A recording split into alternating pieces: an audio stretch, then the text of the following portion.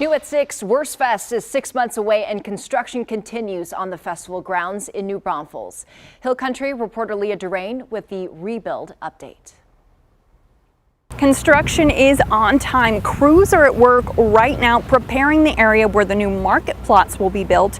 They're also repairing the Wurst Hall roof, which was damaged in the fire last fall. We've not had any difficulty because of the virus and the restrictions. We're in the process of trying to obtain a significant amount of materials and have not encountered any difficulty yet. Progress can be seen from the street. Tomorrow, crews are scheduled to pour concrete for the Marktplatz foundation. The food booth area was destroyed during a fire on the festival grounds in November.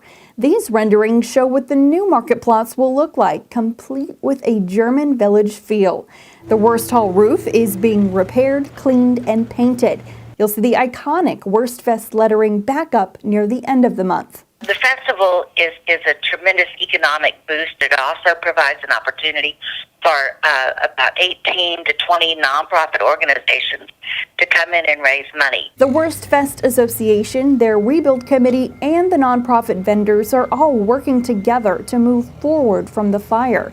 The surveyors, engineers, architects, and work crews are using their talents to help bring back Wurstfest better than ever. We're looking forward to celebrating not only our 60th year of the festival, but our 175th year of New Braunfels. The Salute to Sausage is scheduled to kick off November 6th. Reporting in New Braunfels, I'm Leah Durain, the KENS 5 Hill Country reporter.